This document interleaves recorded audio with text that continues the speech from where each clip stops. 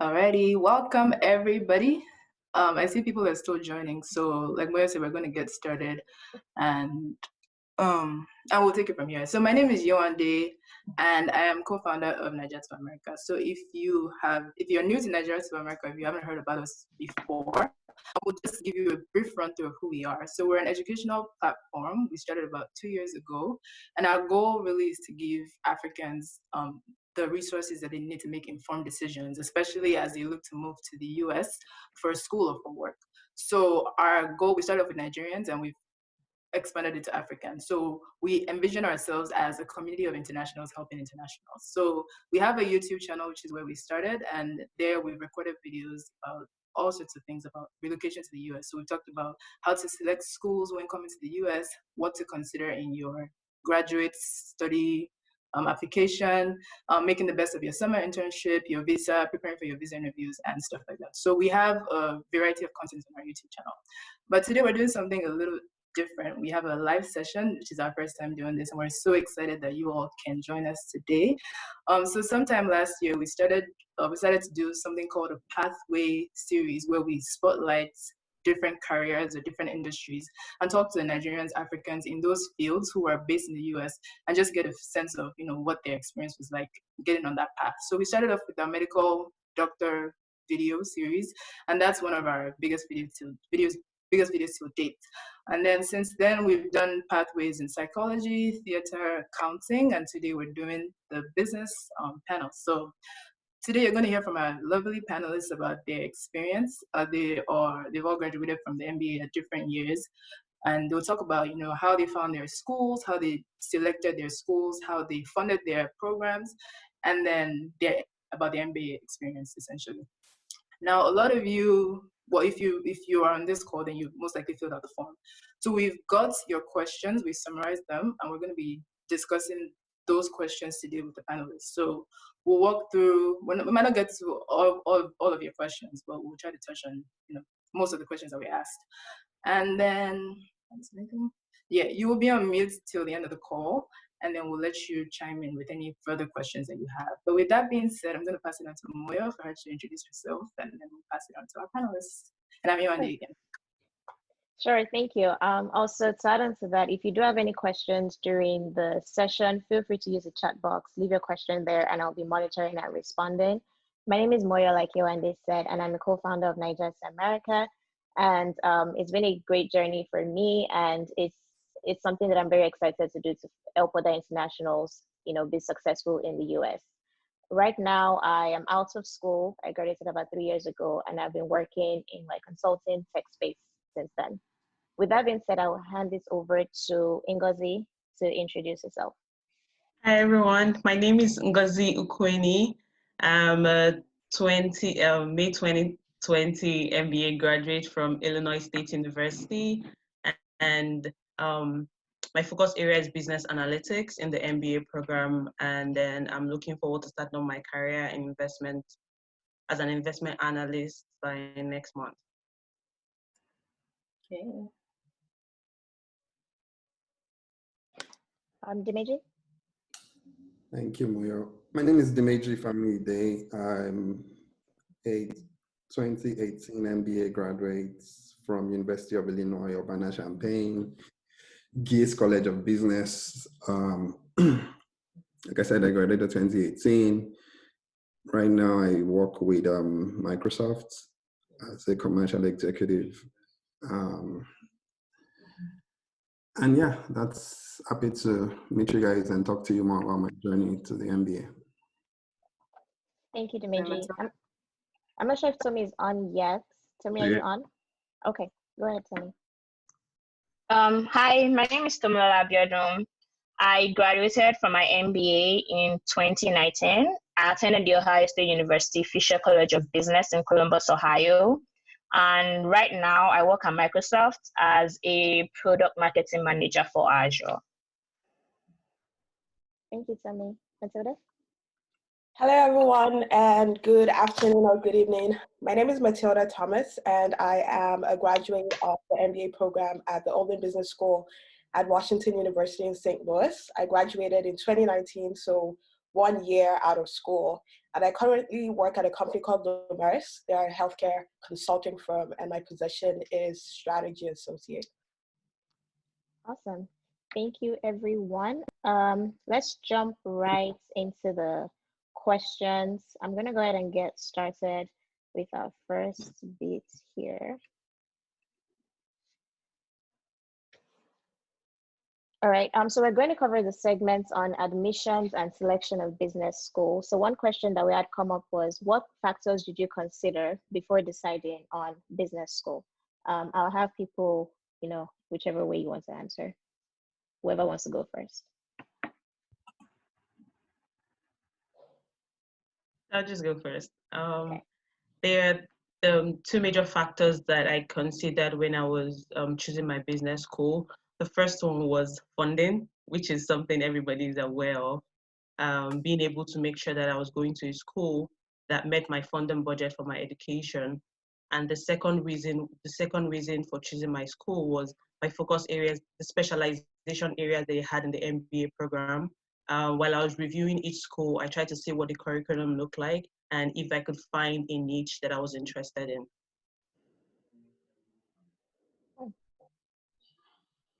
Dimeji? Right. Yeah, I mean, in my own case, I was, looking at first a school that was decently ranked.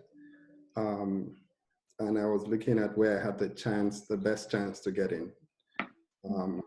Finances played a part in my decision as well, but yeah, basically looking at the ranking and looking at, where I had the best chance to get the admission.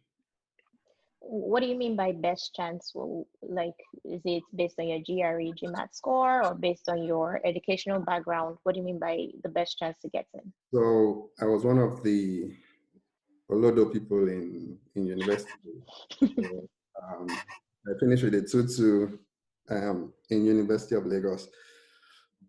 Studied mechanical engineering. So I was, for the longest time, I wanted to get an MBA or get a second degree, but I just never could figure out, in what field, right? But as I worked after a while in the corporate world, I then realized that, okay, I think I really have more to learn from a business side of things. I'd had friends who had gone on to do, different master's programs, but the ones that really appealed to me was the MBA program that, people shared. I definitely didn't want to continue studying engineering because I figured I wasn't, an engineer by nature. But eventually decided that, okay, an MBA was the path, and I had a friend who had gone to, an MBA program. And so it was basically my point of contact, and everything about going to that school just appealed to me, and that's how I ended up, choosing the school, and because I also knew that because he had done very well in the program, if he put in a word for me, then I would, stand a good chance to get in, which was what happened as well. So yeah, that's why I thought I had a good chance with the program that I attended. Okay. And it was recently ranked at the time. Recently ranked as well. Okay. Yeah. So ranking, funding, your background, and the chance of you getting into the school as well. Matilda or Anu, is there anything that you'd like to add on or tell me? I'll add quickly. So similar to Dimeji, I chose WashU primarily because of my background, and also I was very unsure what I wanted to do moving forward. So in terms of background, I have a very unusual background for someone that's trying to transition into business. So I had a background in architecture and design. So all I did was, design buildings and more in the arts. So I looked for programs that helped me focus I looked for programs that had a focus on very non-traditional students, because if you look at business schools, oftentimes they're feeding people from finance backgrounds or people from business backgrounds, and I knew that was me. So in order to play on my competitiveness, I tried to look for programs that appreciated folks that had very atypical backgrounds like myself. So WashU was one of those. A lot of people that come to WashU come for the entrepreneurship path. And usually entrepreneurs don't have a very straight line path to business. You know, they have studied something else and they're trying to, you know, pivot into starting a business. So that was one of the big things for me, why I chose WashU. And then secondly, going into business school, I wasn't really sure what I wanted to do moving ahead. So I was looking for a school that gave me the most flexibility.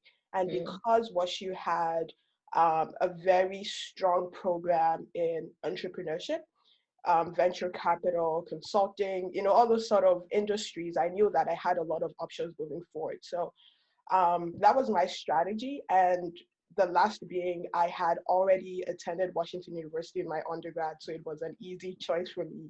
And I knew that I had a strong chance getting in as well. So those were the three major things for me.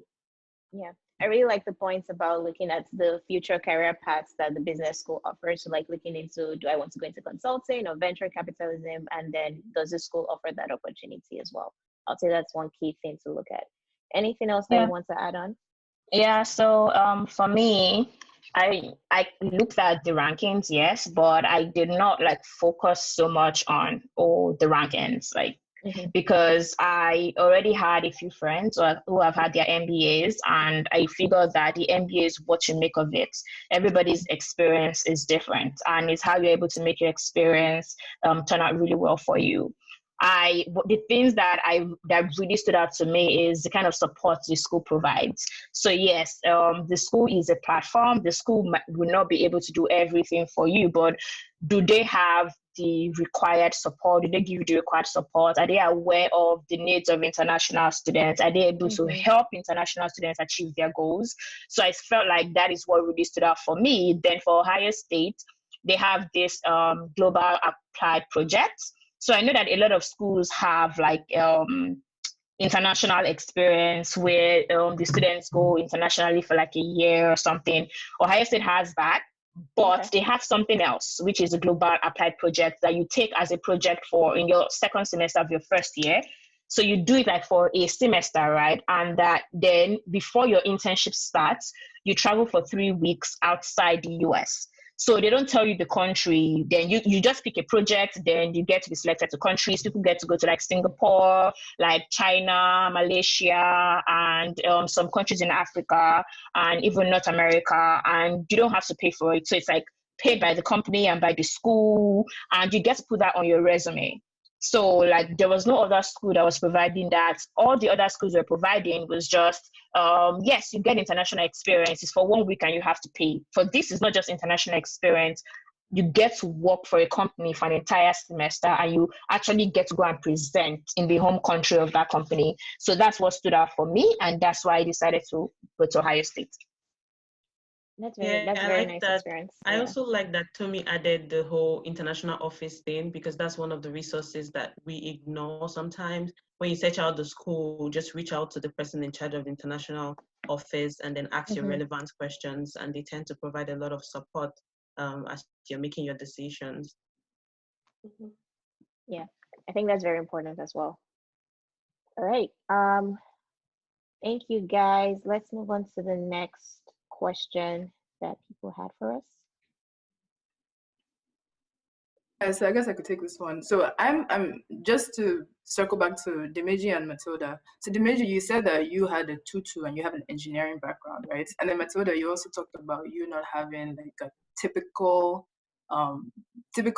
path before the MBA, right? You didn't know what you wanted to do. So how did you put together a strong application based on your background? So Dimeji, how are you able to tell your story even though you had a tutu? Because one of the requirements for the MBA is like your background, right? So your CGPA or your undergraduate CGPA. So how are you able to tell that story, like irrespective of my CGPA? I was like, this is why I'm deserving of admission to the school. And then for Matilda, how are you able to communicate your story as, you know, I'm coming from architecture, I've done all these things, but I want to study an MBA. So what did you think were the factors that counted for you in putting together a strong application?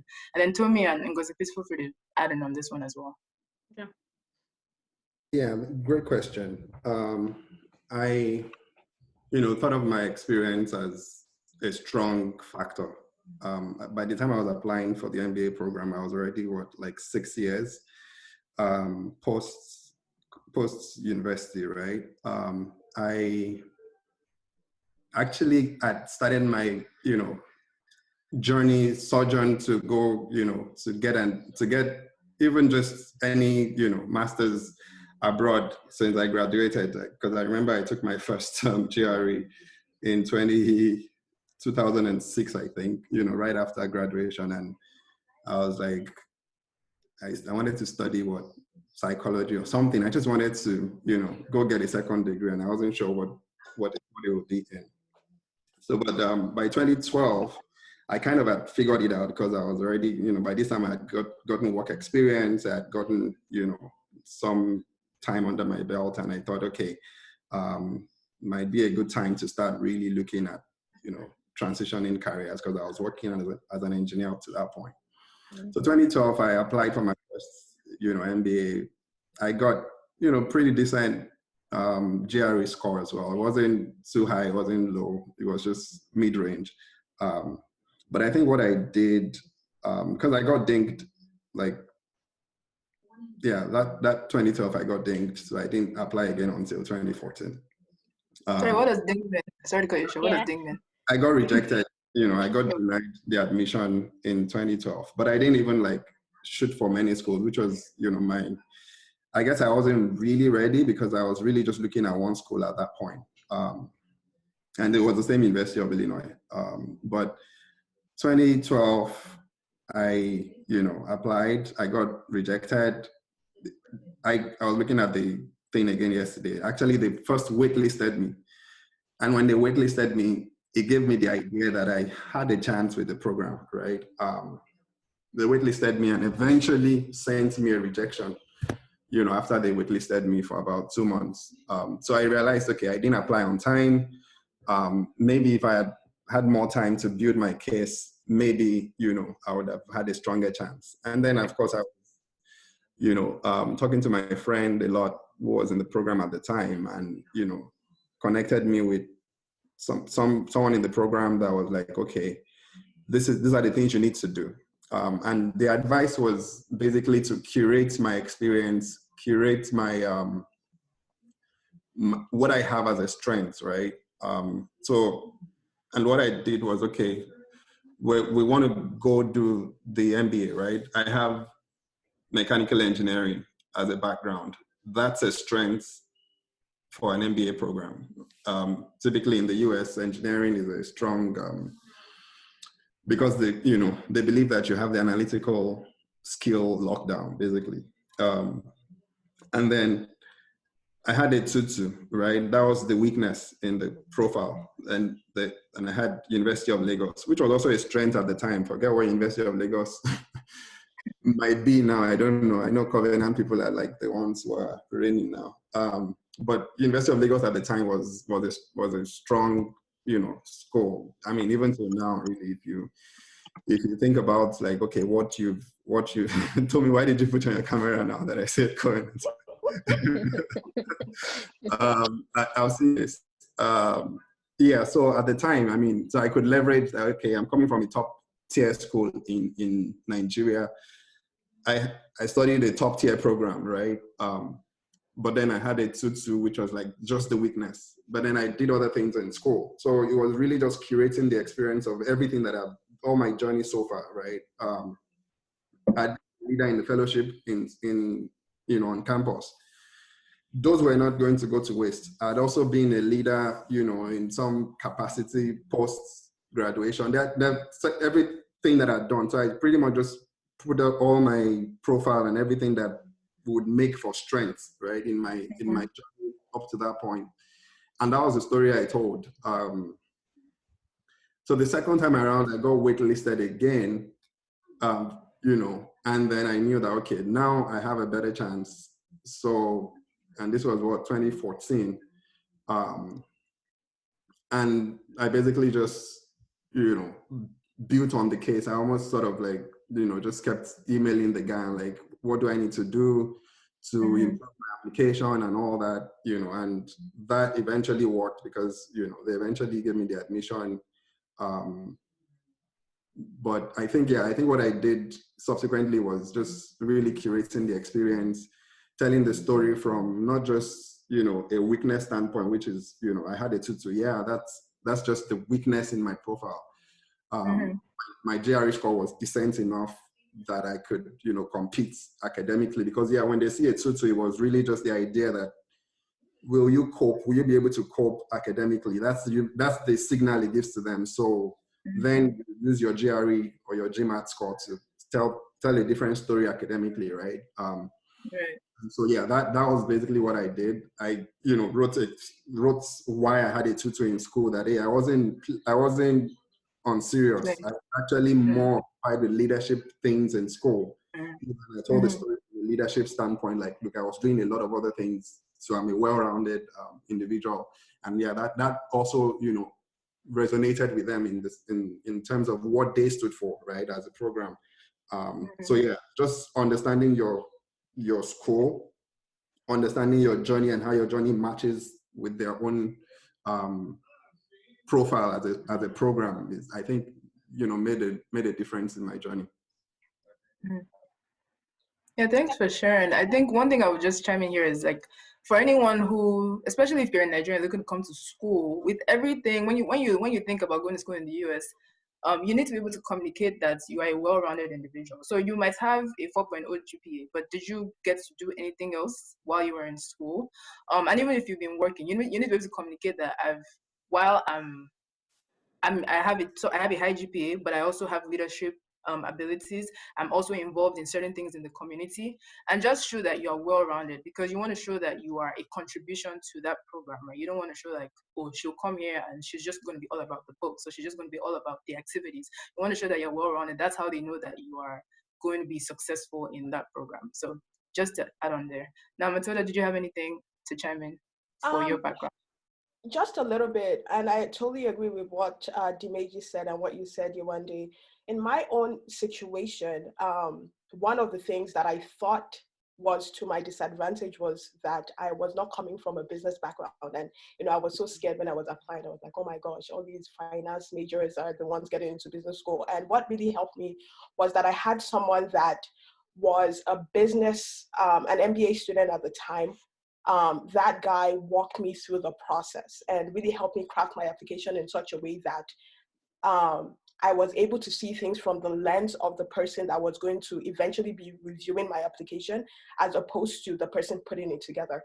So from the lens of the person that's going to be reviewing the application, like Yewande and Dimeji said, they're looking for, not just your ability to excel academically. They're looking for things of leadership, your, service, all of those things. And I think in my own case, my architecture background was not necessarily a disadvantage as much as I had thought.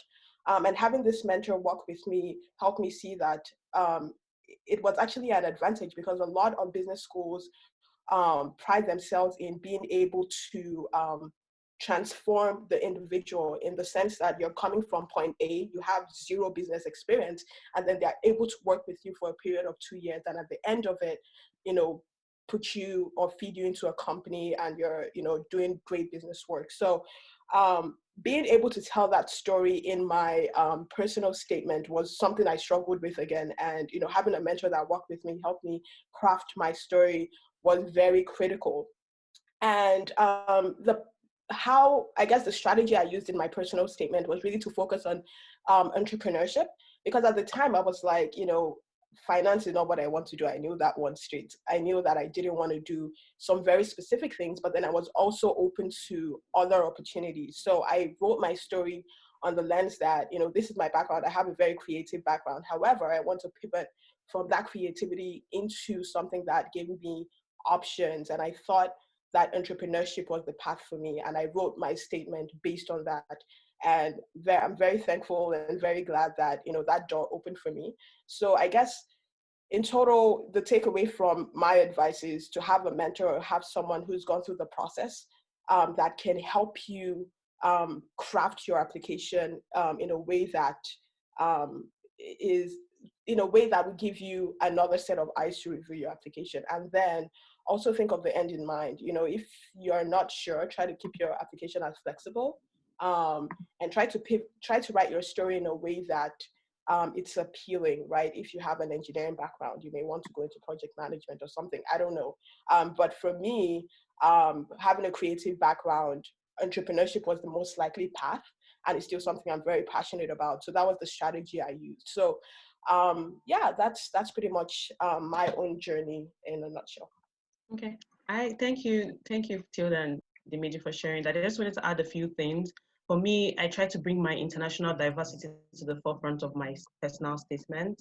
Coming from Nigeria, a diverse business environment, I have a business background, so it was easy to argue that I could add value to class conversations based on my experience from my international perspective.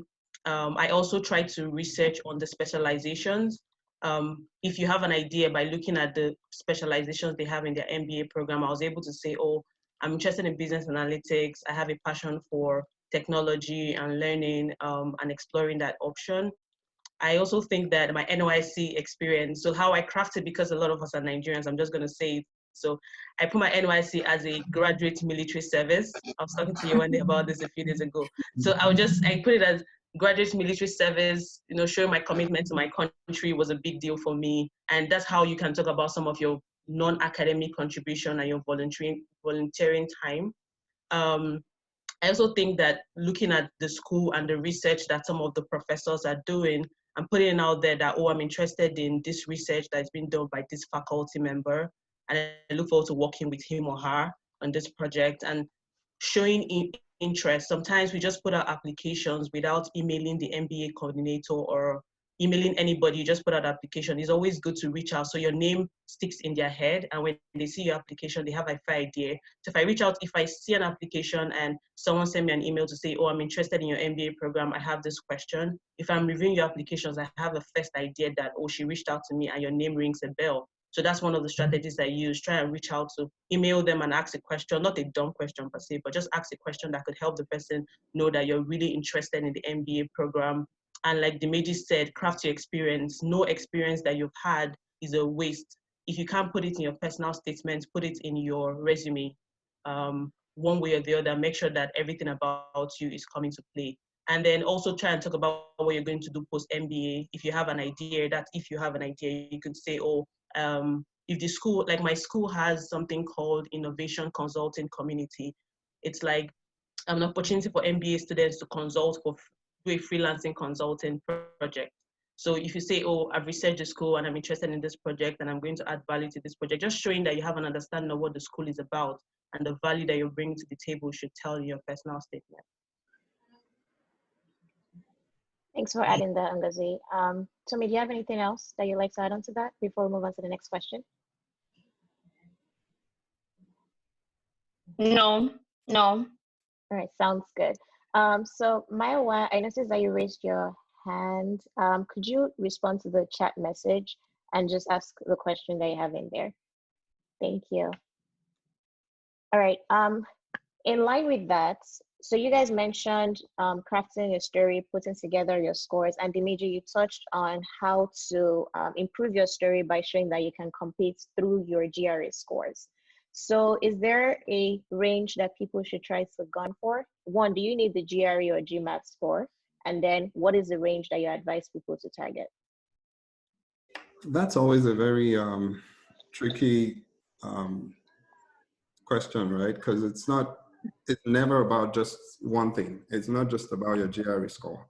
Honestly, the same GRE score that I started getting, and I think everyone would probably attest to it. I started writing GRE right after college in 2006, and yeah, you can tell how old I am that way. But and I wrote it again in 2012. I wrote it again in 2014, I think. Yeah.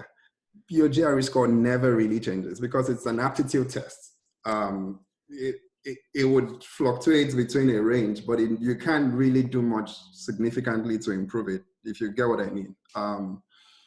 So if that's already something you cannot, overcome from improving the score significantly, so your application is never just about your GRE score. It depends on, you know, the school you're also targeting. So some schools, you know, have like minimum GRE scores, but even those schools, if you make a case, you know, strong enough that, hey,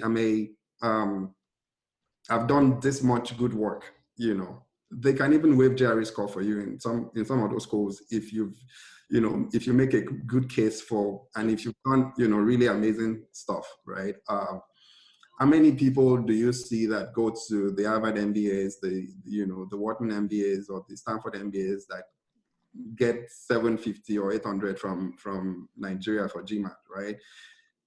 Truth is, it's a combination of your whole profile, and it's, trust me, like everybody else said, it's so much more to do with how you tell your story.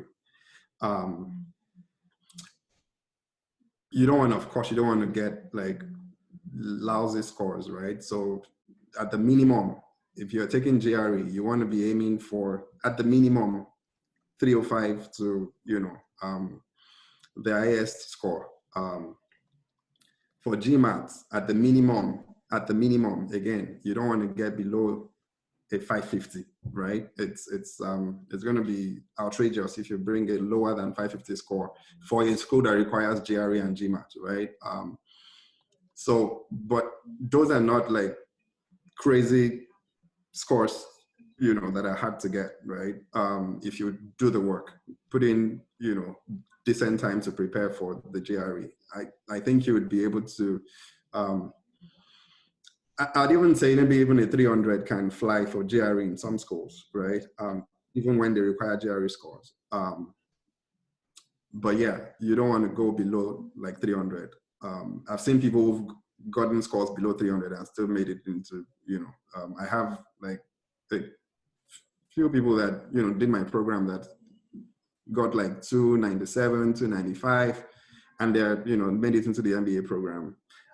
So the schools also have had these experiences with people, and they know that it's not, they can't write someone off of a, you know, low GRE score. So it's a complete, they look at your application all up, and, you know, how do you rank with other candidates, because it's also not just, they also have what they are trying to fill, the quota they're trying to fill, the, you know, the number of class size they want and all of that. So how early you apply, how, you know, how you compete with other students in the class, they're all, you know, factors that play a part. You can even score, you know, in some programs, you can score the 750 and your percentile is what they're looking at, right? So you can score 750 and you are in what, 80 percentile, right? In that range. And they're like, nope, we're not taking 80 percentile. Someone else who scores 750 can be in a 90 percentile. And they're like, yeah, we want the 90 percentile, you know, for this program, you know, from abroad. So you really cannot place the GRE score as the, you know, yardstick for whether you get into an MBA program or not. Yeah. And so just to summarize, it's your entire story, not just one piece of it. You can have the strongest GRE score and still not get into the school that you want, or you might not get as much funding, or whatever the case may be. So the goal is to put together a well-rounded story. Is there anything else any of the other panelists would like to add on? We do have 6 minutes more, and I want to take one more quick question. I mean, I just okay, go on. want to quickly add that, yes, I agree with what Dimeji said, but remember that you are competing. You are competing against Indians. You're competing against Chinese folks. You're competing against American folks, right? So yes, the GRE score does not tell the full story, but I don't want you to have the impression that it's not important, because it is very important. And at the end of the day, you know, the schools are looking for objective measures to put you in a bucket, as well as qualitative measures, right? So GRE score is something that, you know, some schools have a process that if you don't even meet the score, they cannot even start reviewing your qualitative stuff. So all that to say that, please take it as important as possible. It's not the full story, but it is important. I absolutely agree, Matilda. That is an important point to know that some schools won't even look at your application if you don't meet that threshold. Again, you are competing with other folks. If someone from Nigeria or international students already sent in scores that are way bigger than yours or higher than yours, sorry, they won't even look at you. And people have done awesome things too, so you never know, you know. So yeah, give that your all for sure. Okay, can I just add one thing? So yes, so the US is about people liking you. So if you start when it comes to you getting a job here, yes, your technical capabilities are good, but people also have to like you. So once the admissions committee are considering you, they consider people that are likable. That is why you see a lot of people, maybe they don't have good scores or they don't have good undergraduate GP, but once they like the relationship and the rapport they have with the admission committee, the person is like, oh, this person will definitely get a job here. They are not going to admit you if they think you're not going to get a job, because if you cannot get a job, their ranking is going to go down. Mm-hmm. So a lot of us in Nigeria, we're a lot stuck up, like we like to do things by the book, but now it's more like, if you want a banana, you have to behave like a monkey. Here, they are all very emotional and very personable, and you have to be behaving like that. You cannot just start talking and just like, you have to put some emotions. You have to be likable. That's the entire thing. So they need to know you, they need to like you, and you need to be on their radar. Like I know someone that got a 393 or 395.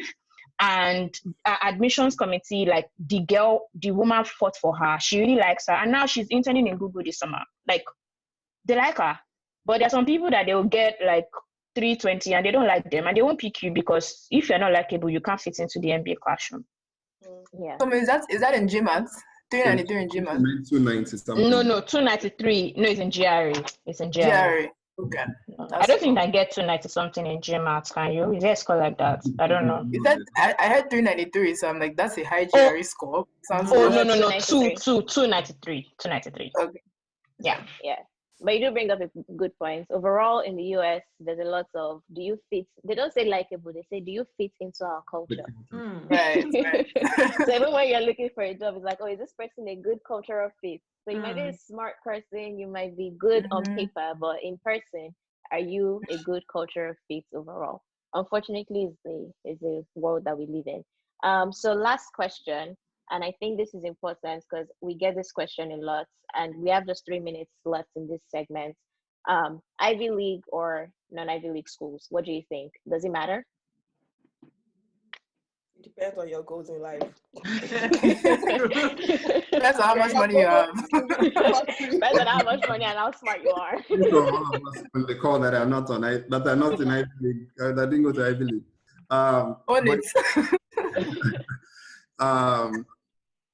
Top MBA program or not top MBA program, that's always it's like you can't answer it better than Matilda said. Depends on your goal in life, right? But because that question came earlier, I kind of noted some things down. One of the things that the top MBA programs give you, and when we say top MBA programs, we're looking at like the top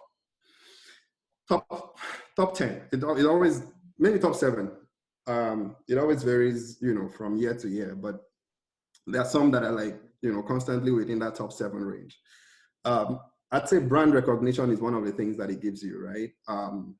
If you went to Harvard and you want to go leave Nigeria and leave the US and go work, everybody knows Harvard all over the world, right?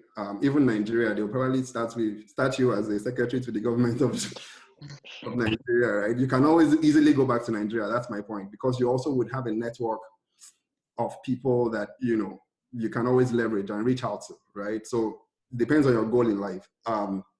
So that network of alumni is one of those things that, you can get with the top MBA programs, quality network. Not that, the other programs don't give you that same, network. It depends on how you play it, really. It depends on how you play with your, role with your classmates, role with the alumni of your school and all of that. But, stuff like exchange programs abroad is one of the things that those top MBA programs would, easily leverage. People will go to Kellogg and go do an exchange program in London Business School, right? In the middle of their program. They can go to, INSEAD, for instance, to go do, so you have all of that access. It just gives you more access, right? And then top companies go into those programs to recruit, right? Harvard,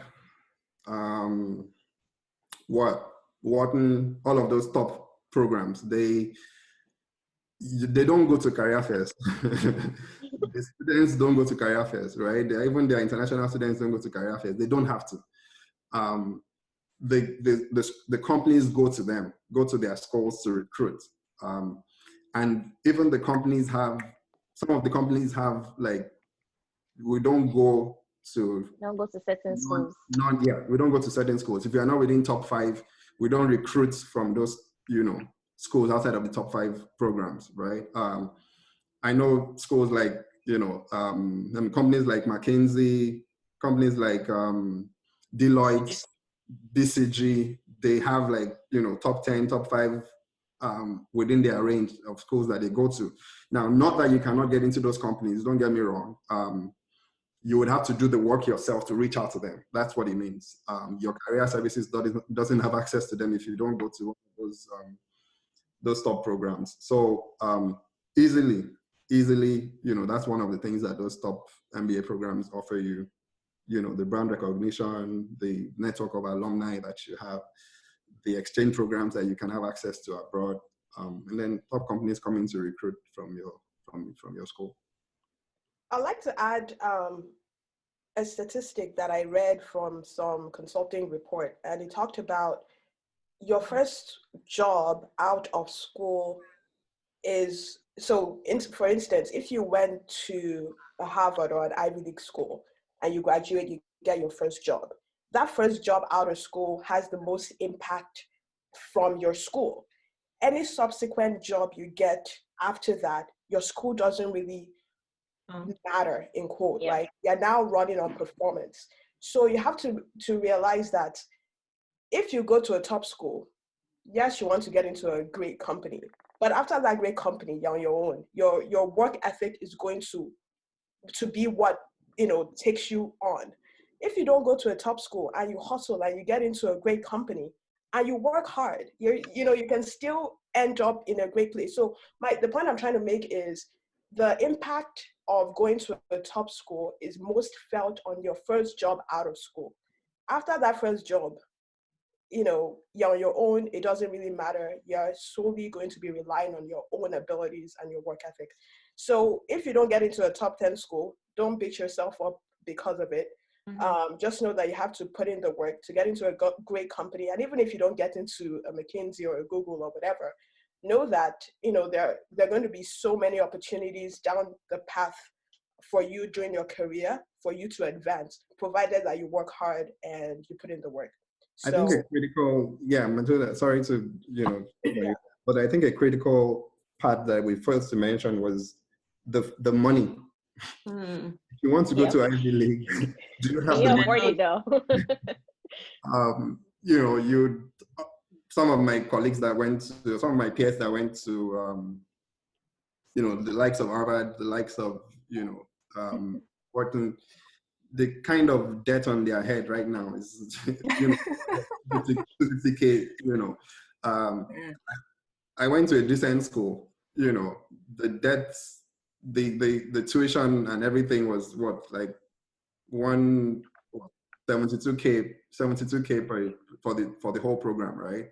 At the time for the tuition alone, right? So it's, you have to weigh your choice, with that as well. Like, okay, is the return on investment worth it?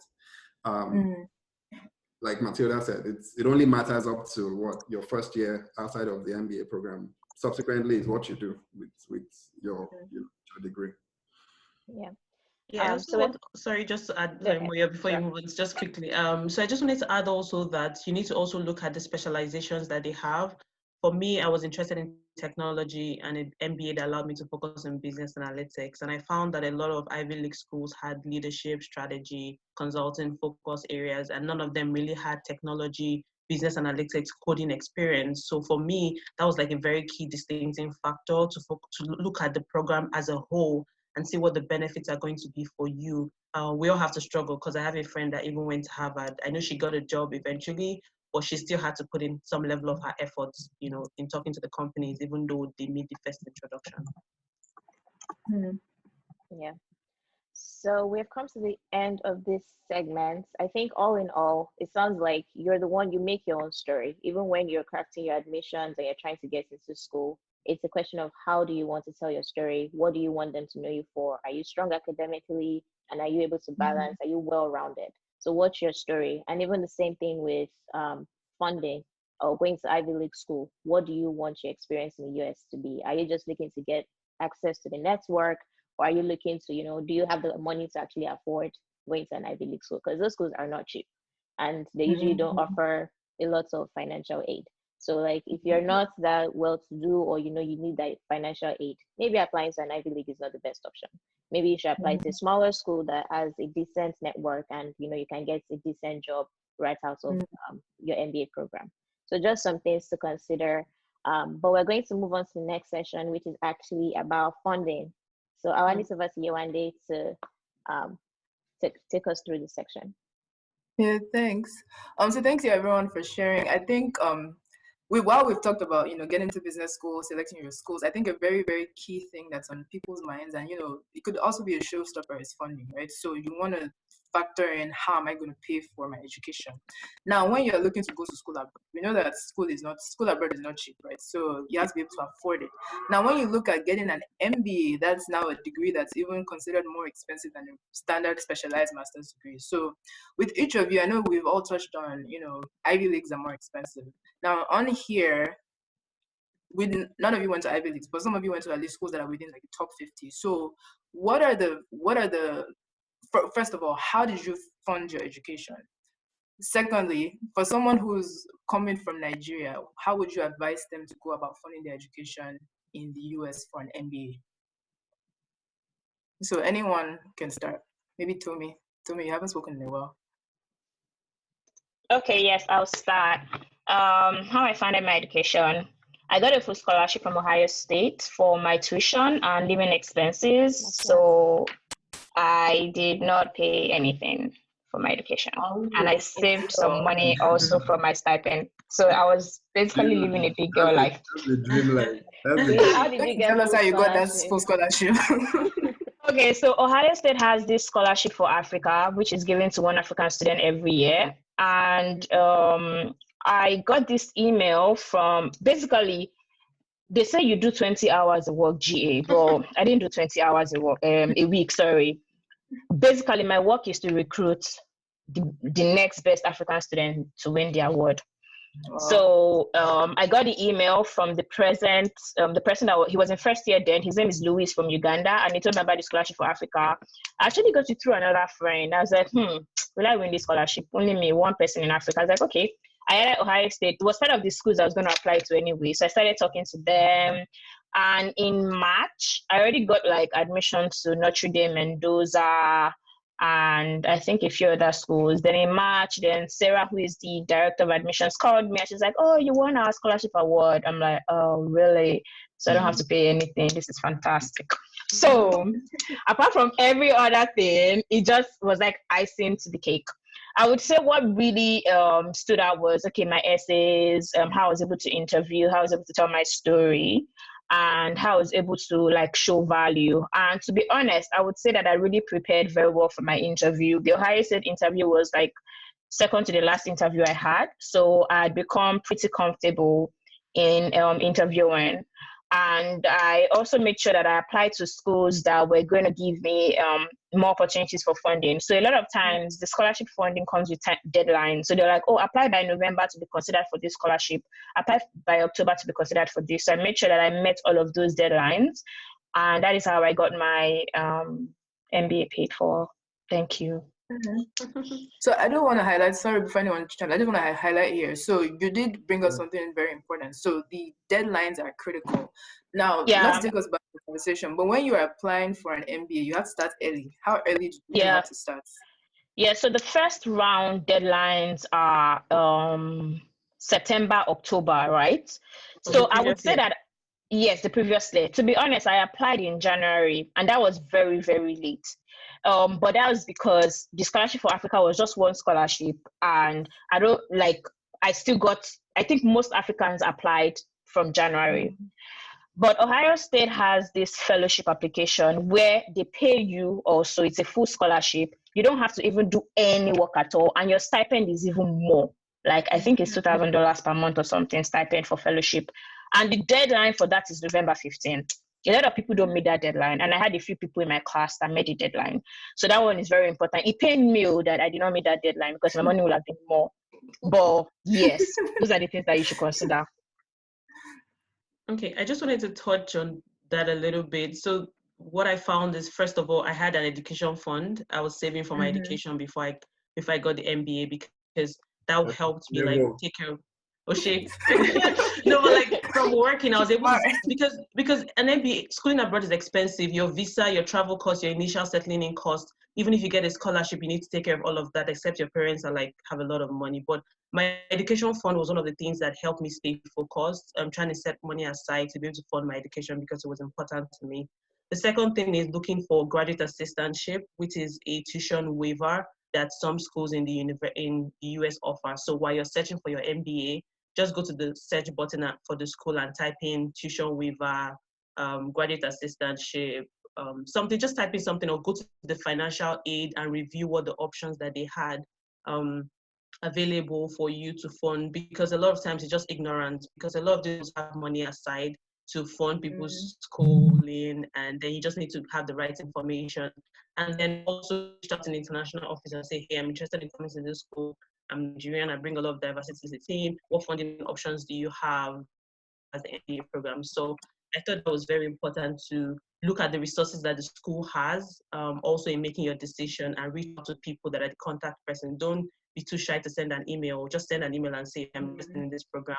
What funding options do I have?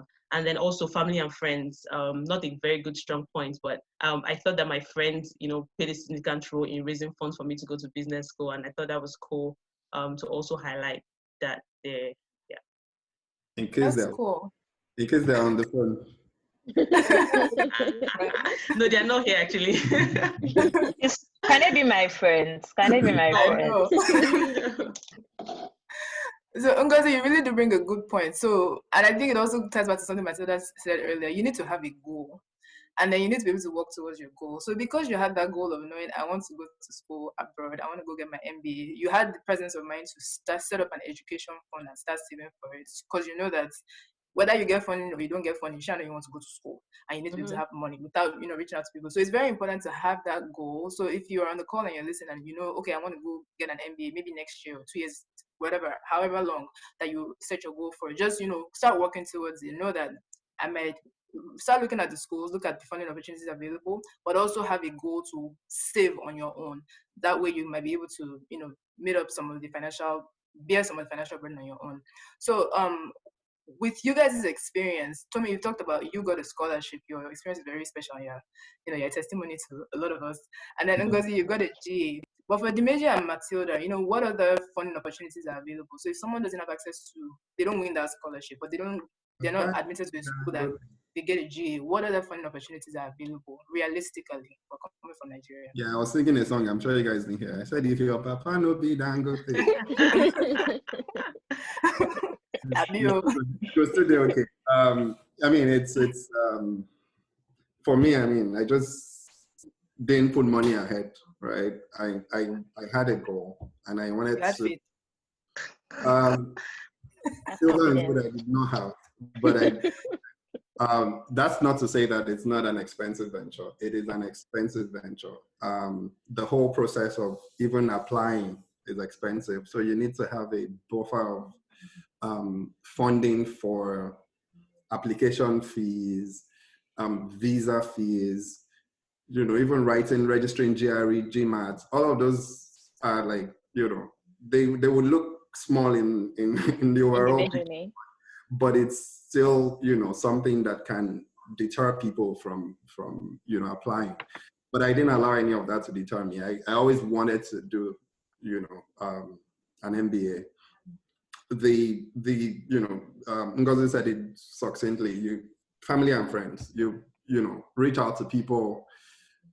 I have a sister abroad at the time who she was always just paying for exam fee, registration fee, and all of that at certain point. But once I started working too, I also just saved up a lot of money because I knew that I wanted to do this. But most importantly was the loan that I got. There's a company called Prodigy Finance, and they were able to, give me a loan for the remainder of the fees that I had to pay, because I also got some part scholarship, right? So I got maybe 35% scholarship, or maybe 40% of scholarship, and that's significant. It was significant in the cost of the education, but I think I also got I locked out in the sense that at the time that I was applying was when Prodigy Finance just really started to open up their vaults for African and Nigerian students. So, and they are now much more, I think they've seen value in a lot of us getting that loan and, repaying them. So I think they are more easily accessible now. So don't let money be, the barrier. The money that will be a barrier will be all those application fees. I got rejected by US Embassy at least 2 times. And you have to apply for all those again, right? So it can be frustrating, but it's not too much.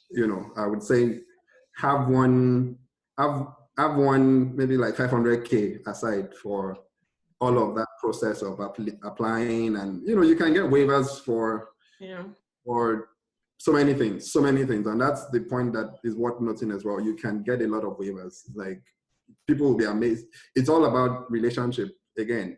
That's the real currency, right? Don't underestimate that currency. If you don't have money, there are other things that you can do. So reach out to people, talk. Don't stop bombarding them like, hey, I'm really interested. I'm really passionate about your program. If you try 1 year and you didn't have the money, go back to the same school the following year and still, stay on their neck and like, I really want to go to this school. I still don't have enough money to do all the application. Can you waive my application fee? When they see how persistent you are, they will respond to you. They're not, because that also tells them about the possibility of you succeeding. Because that's many of those programs look for that as well. Or that's actually their main reason for giving you admission in the first place. So yeah, loan. Don't be afraid to take a bet on yourself to succeed. At least that's the way I looked at it.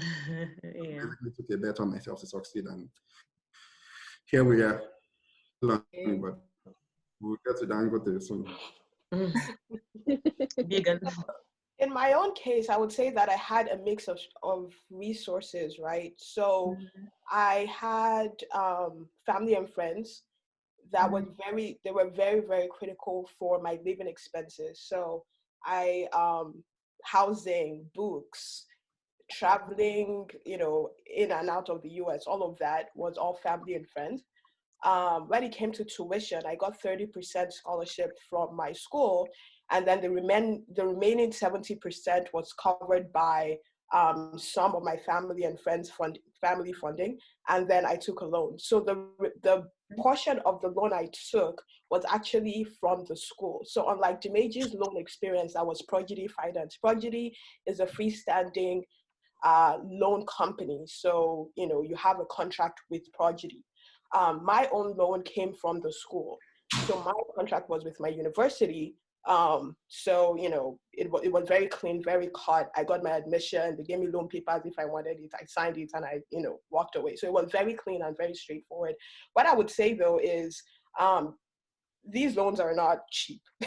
The interest rates are ridiculous, but what I would say, ridiculous compared to what domestic students are paying. So if you're an American, you're getting close to 2%, 3%, rates on your loan. As an international student, I don't know about you, Dimeji, but my loan is 10%. So for every year that I have outstanding money, I'm having headache.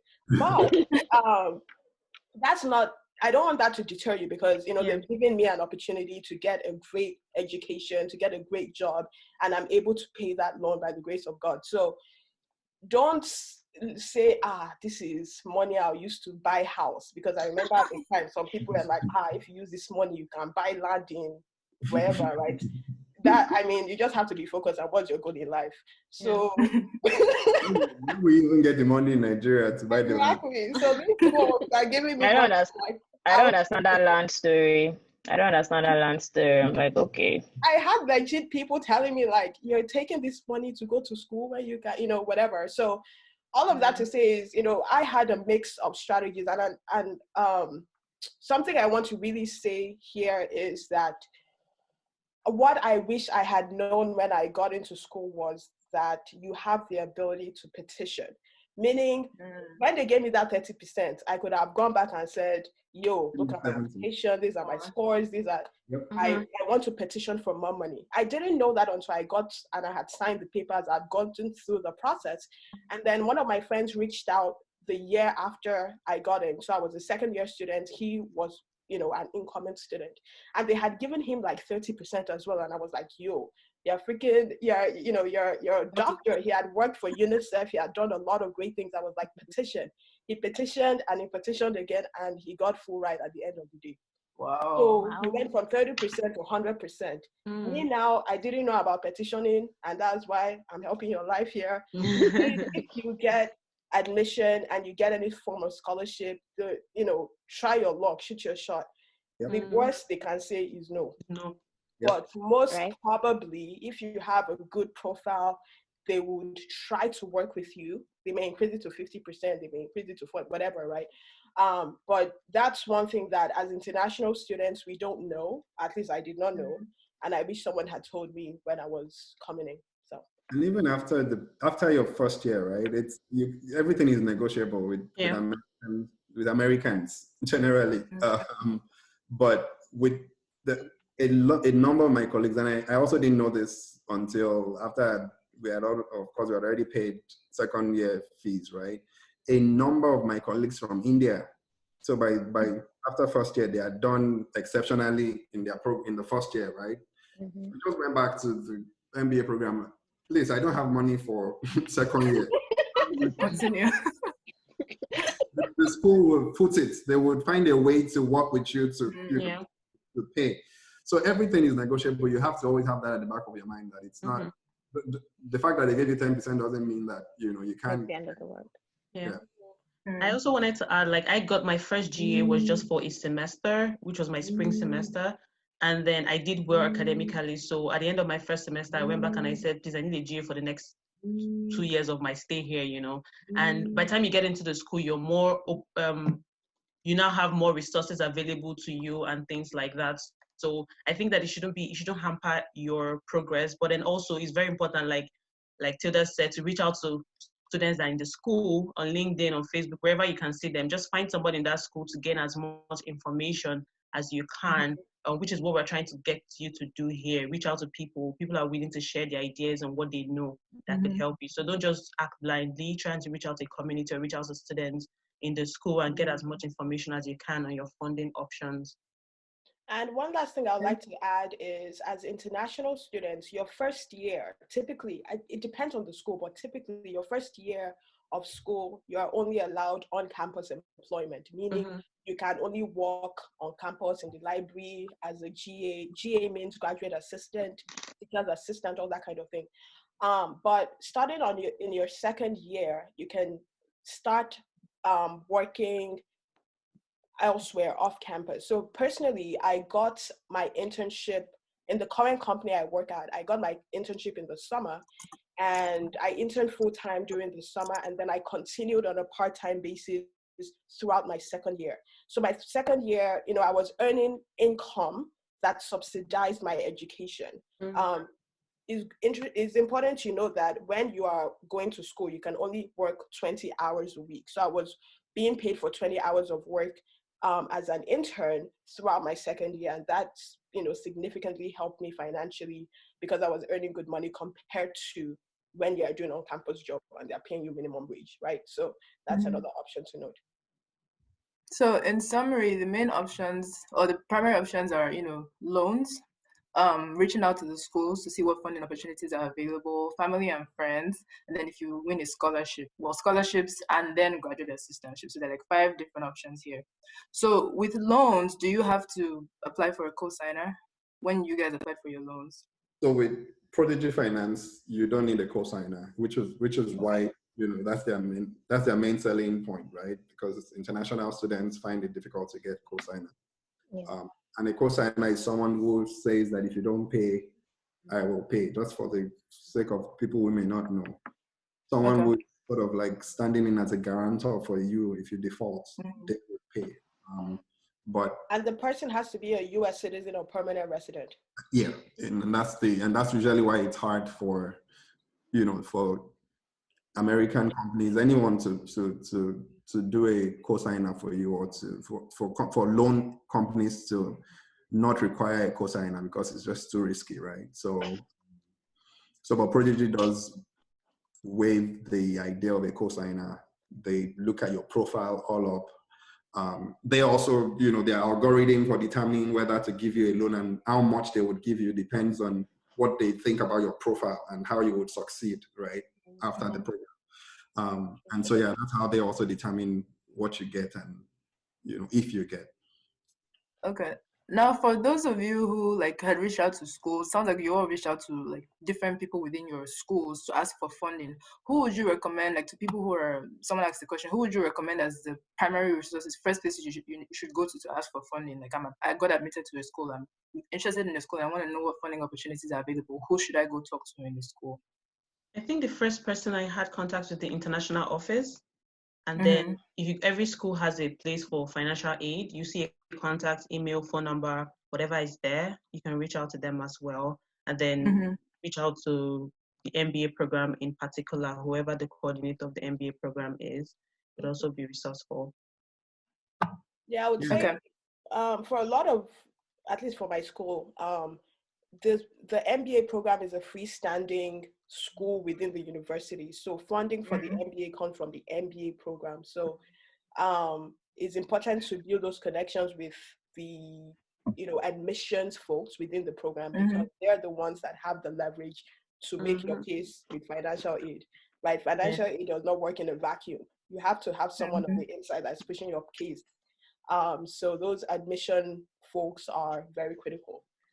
And there are usually students on admission committees. Okay, so that's one of the reasons why it's also critical for you to be talking to students inside the program.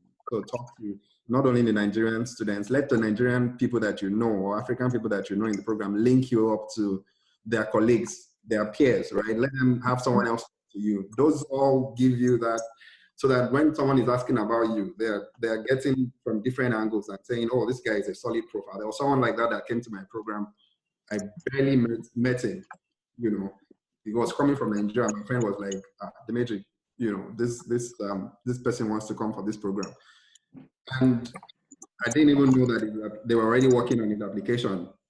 Before I knew it, my admissions director or my MBA director actually, came to me. I was like, hey, there's this guy we're interviewing from Nigeria. And God save the guy, because it was like a day before that I was just talking to him.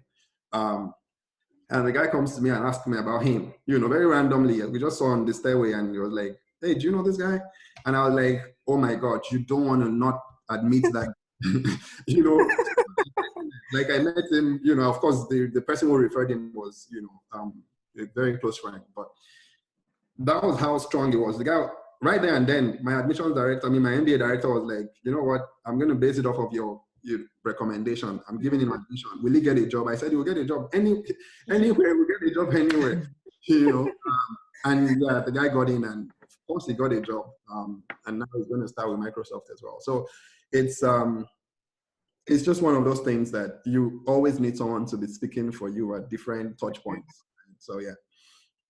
All right, last question. Somebody asked this on the group, and I think it's an interesting perspective. So you guys talked about your loans, and you talked about being an international student. Your interest rates are higher than your than domestic students. So do you think that it's because you're international, or do you think it's because you lack a cosigner, that's why your interest rates was higher from Prodigy, or what factors into that interest rate? Generally, yeah, go ahead, Matilda. The interest rate is just a reflection of the risk, right? If you're an American, they know that you cannot run away. All of us are in the same country. As an African or as an international person, you can decide to leave the country and take their money and never return. And, they've lost money. So the interest rate is a reflection of the risk. For if you do not have a co-signer, chances are your interest rate will be super high, like ours. Because, we can run away. But if you have a co-signer that's a resident or a citizen, then that overrides your own case, and then they can chase that person if anything. So yes, it's because you're international, not because you're African. It's because you're international and you have that option to run away, and that's why they give you very high percentages. So if we become citizens, or when we become citizens, we finance we can refinance our loans and get better rates. But until then, we're stuck with it. And let's not get it twisted, right? When we talk about the rates, it's not outrageous rates. It's not. You cannot just higher rates like that in Nigeria or anywhere else, right? Comparatively, it's not outrageous. Exactly. You're talking about 10% interest rates. In Nigeria, you can't even get a loan for business for 20%. What are we talking about? You can't even get 20%.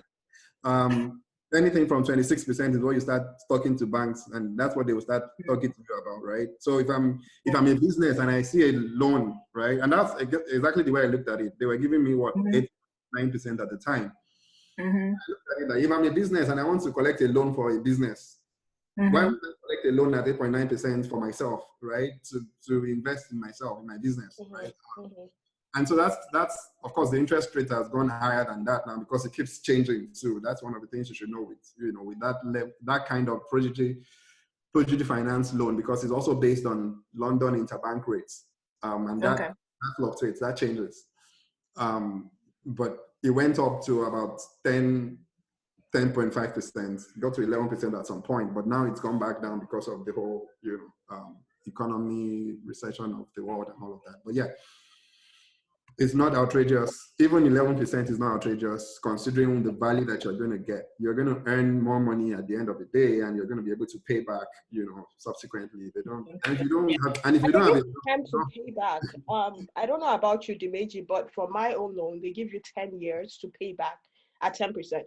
So it's not outrageous, but the opportunity cost of that money is high. That's how I look at it. But it's money that you otherwise would not have access to. So it's a real blessing if you can get access to it. But that drives me, at least personally, to keep hustling, because I'm like, these loans have to be paid. So you have to make sure your earnings are, up there so that you can pay back the loan and you can be financially free. Or you work hard to become a US citizen and then you can refinance. That's how they become US citizens. All right, before we digress again, because that's a whole different topic. But I do want to, before we move on for funding, a key thing is, like a couple of people asked is, when you're applying for scholarships, right, you have to put in your scholarship application. So what are some key things you think you need to highlight as you apply for scholarships that, will make you a strong candidate, or to ensure that you actually get that scholarship? So for me, what was important was being able to communicate the value that I'm bringing to the school, and then tell them show that I have future prospects, that investing in me would generate money in the future, what I want to do after school. So it was important to see that, and then also being hardworking, to say that while I'm on campus, I would volunteer, work on student jobs, and some of those ideas that I had was also part of the things I put out there. Because they just want to say that you're going to excel academically, which is the major reason that they are giving you the loan. So you need to communicate. Maybe if you had historical great academic record, you can bring that to the forefront, and then also say what you've been doing on campus and what you're going to do when you graduate. Okay. Anybody else before we move on? Yeah, I'll say for me, it's majorly, think about it like they give scholarship to some certain students, right? So once you look at the admission requirements and the application requirements from the school, how do you make sure that you are somehow like the 90th percentile for all of these things that you've listed here? So there are little things that we Nigerians do not really take seriously.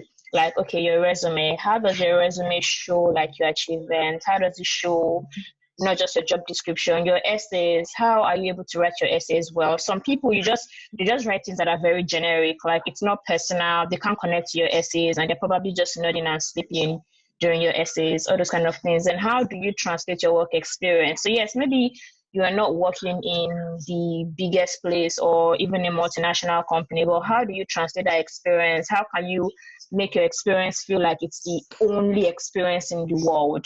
Yeah. Then also your interview is also very, very, very, very important. I've had like a lot of people that I've spoken to that like when they're interviewing, I'm like, me safe, I cannot admit you. And I'm in Nigeria, I cannot even admit you. Not to talk about somebody in America. They will never admit you with scholarship. That's a fact. If I can't admit you, then they can't even admit you. So a lot of people talk that way. They will ask you, they don't match their tone. They'll say, tell me about yourself. The person will be like, my name is Kolawole. I'm from Ijebu. Okay, I don't understand. Is that why they called you? Like, if that's what you plan to do, don't even bother applying because they won't take you. I'm not lying. So yes, you have to be prepared. You have to interview well, and you have to make sure that every part of your application is solid. Like, yes, you cannot get everything like 100%, but every part of your application has to be solid, because think about it.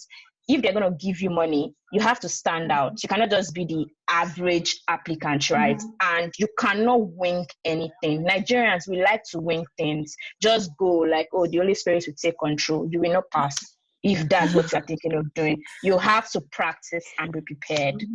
So that is my own part of I think it's yeah, and let me just add to that. So I know people will be thinking along the lines of, so what's the application process? For many schools, there's not an application process for scholarship separate. They look at your application all up and they just decide whether you are worth giving a scholarship. So that's why your whole application matters. There's no like this is how we apply for scholarship, if that makes sense.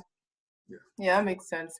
So, so for people who then want to, like, Tomi, a lot of what you said, you know, you need to be able to tell your story, or you need to be able to fix your resume, you need to be able to fix your personal essay. Can you guys recommend any resources that at least worked for you when you were going through this process? You know, how would you know to fine tune your application?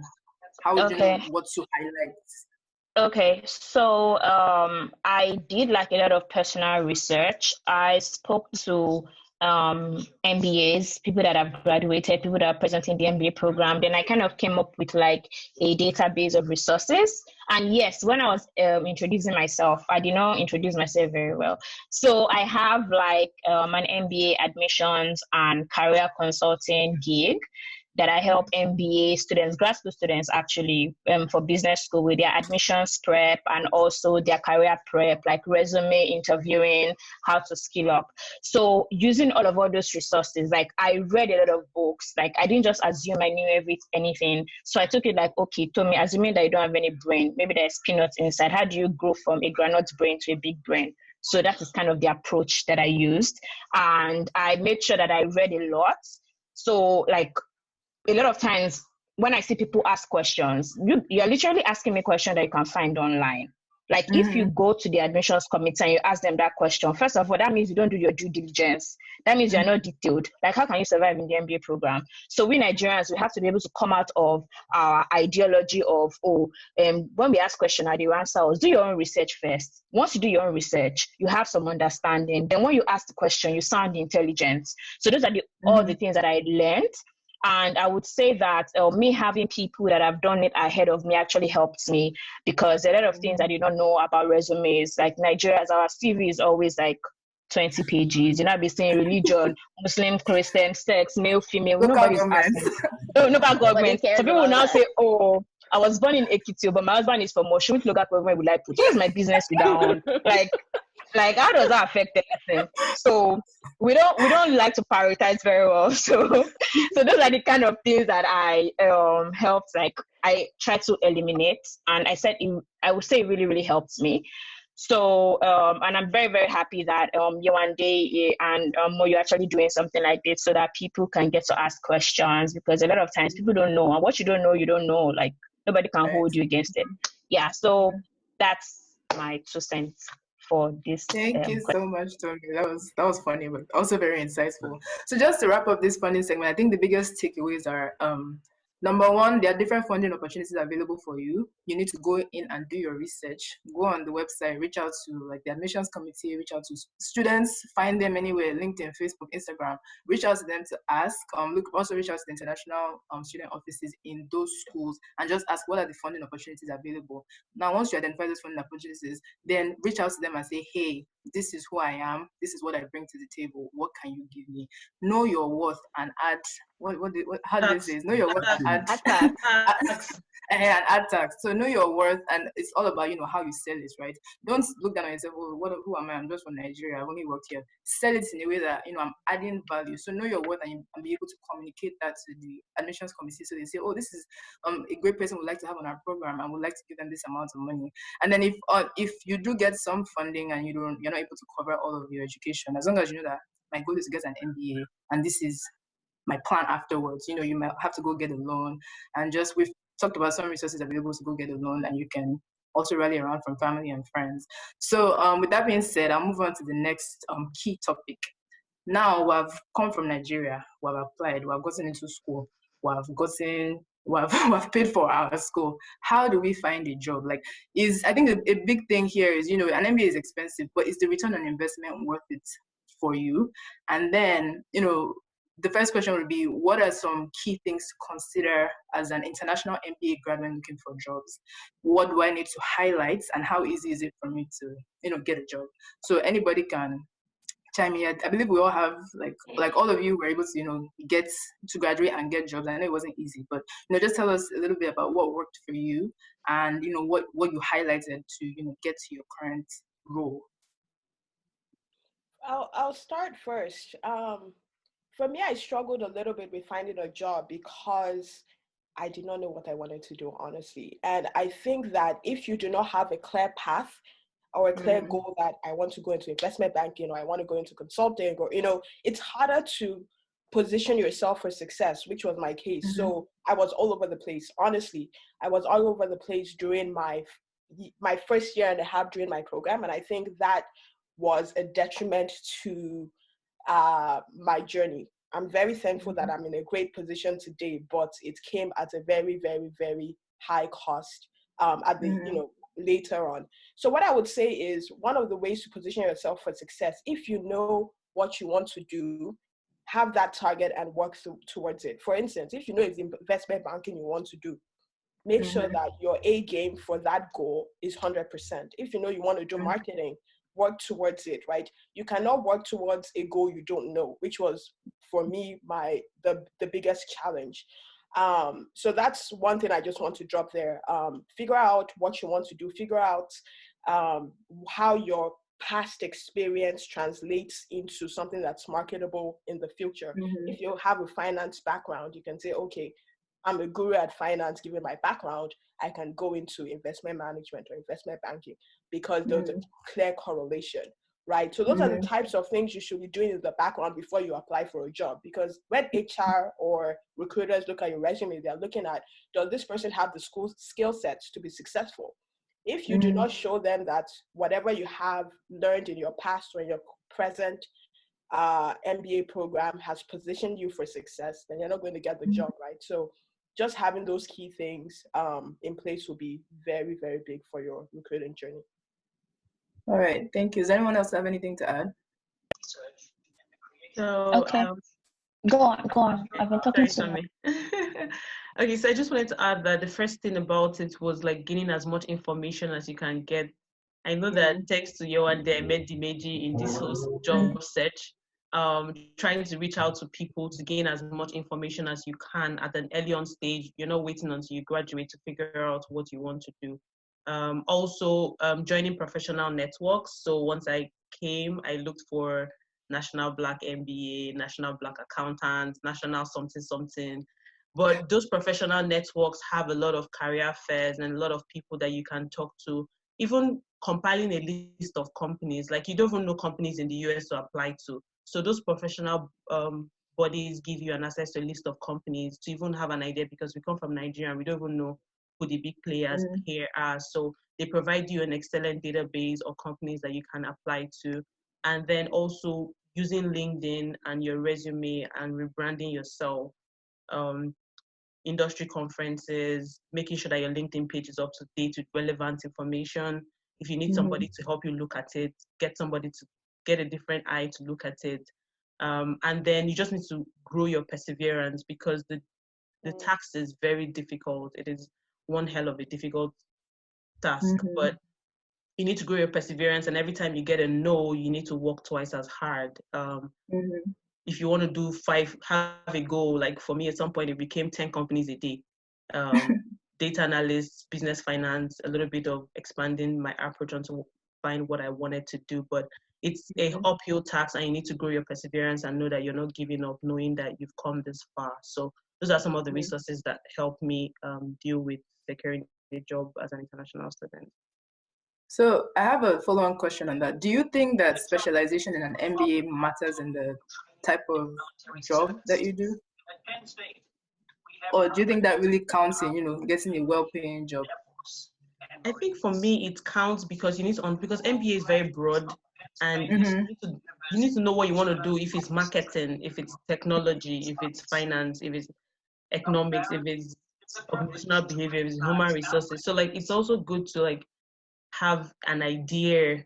You might not be the perfect what you want to do, but at least when you're picking your minors in the MBA program, try and pick minors in things that you're interested in and things that you think that are relevant to your career. So I think it's pretty important if you're able to identify what specialization you want to focus on, or what industry. It might not even be a specialization, it could just be healthcare or oil and gas, or knowing what industry you want to play in. That could also help you have a sense of direction.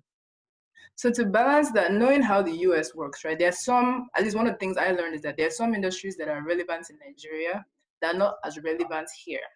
So what would you, with the specializations that are generally offered in the MBA programs, I know you talked earlier about, some of the Ivy Leagues having more, management, leadership focused specializations, whereas as international students, sometimes you have to do something a little bit more to set yourself apart.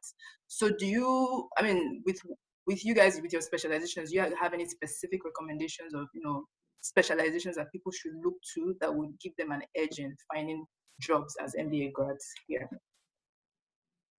I have a slightly, different view of specializations, and it's also not, contradictory to what Ngozi said. It's sort of you finding the balance yourself, right? I just think that it's based on your personal profile, right? You look at your profile and do a self-audit of your career journey, your professional journey so far. And again, it's not just professional, it's everything. It's all, journeys up to that point. The beauty of the MBA is that it's so broad. Can you hear me? My internet is showing that it's... I can hear. Okay. So I think understanding where you've been, where you are at, subsequently where you want to go is much more critical for, what you can attract from a job standpoint. I didn't, and I dare say that you guys don't get it wrong, don't get the wrong impression. The MBA itself, go enjoy yourself in that whole process. It's don't let the idea of work, the job you're gonna get afterwards overwhelm you to the point where you're not enjoying your MBA program. The MBA is a wonderful experience, a full-time program. So I wasn't really fixated on, job search. I was, don't get that wrong again. I wanted to get a job, right? But I was enjoying the experience. I was immersing myself in the MBA, right? And there was a lot of learning. And those eventually translated to the opportunities that I got. So give you an example. There are a lot of meet and greets that you get to do as an MBA program, right? There's a lot of networking sessions that they bring alums, they bring, different people.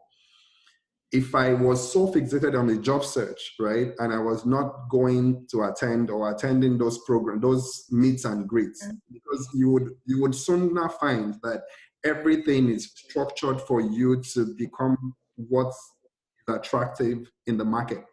That's why they do all that meet and greet. That's why they do all that networking session. That's why they bring alums. It's all designed for your experience to be, to be full, and so you can attract, so tell my story shortly, briefly, right? Attended one of those evening sessions where alums would come. I forget what we used to call it then, meet and greet or something, and, an alum comes. This was my first year. And, internship period was already, people were already getting internships. I didn't have an internship already in, I think, April or March. I didn't have an internship yet. And then this alum walks up to my table. We're all standing, drinking. You would drink a lot if you're interested. You used to drink. For free. You don't have to drink, don't get me wrong, but you would get into the habit of holding a glass.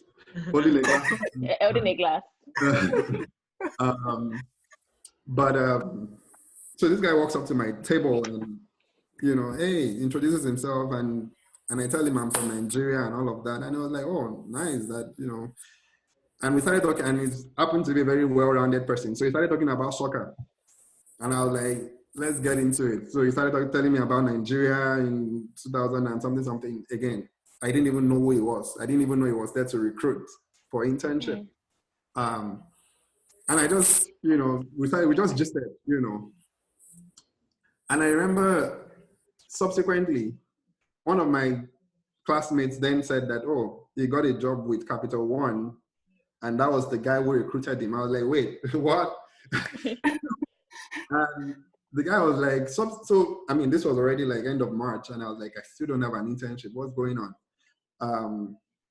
And then this same guy reaches out to me. This my classmate says to me that, oh, Patrick is still looking for one more person to recruit. I was like, what do you think? Should I reach out to him? Of course, I reached out to him, sent him a mail, and he was like, oh, I remember you, Dimeji, you're the one from Nigeria. And he really just gave me my profile again. Like, we talked about this and that. And I was like, come in and see me. Let's have a chat. That was how I got my internship with Capital One. Okay. And that, that just set me up for success, for, job search full time. So I said all that to say that don't let the idea of looking for a job consume you to the point where you're not taking in the MBA experience, because therein also lies your opportunities. They've designed all those programs, all of those activities for you to be able to get a job as well. Okay, so it's neither here nor there, but you want to get a job, you feel the pressure, but still enjoy the program, because desperation is not good on anybody. It it pushes people away from you. Taking the program and just roll with it. You will get a job when it's time. You will get a job. And that's what I tell people. You will get a job. Honestly, I somewhat believe in it that you will get a job when it's time. But there are things you need to learn along the way that maybe you haven't learned. So yeah. And I think the main thing is networking, especially in the US, right? Your ability to get in front of the right person is more important than submitting 1 million applications on some websites that who knows who's looking at those applications, right? Yeah. Networking is the biggest factor in my own experience that I've seen plays a key in people's success in getting a job. So like Dimeji said, they will have meet and greets in your school. They bring alumni professionals, attend. You cannot get in front of professionals if you're in your house sleeping. Professional organizations, like Ngozi said, they have career fairs, they have all sorts of networking events, attend.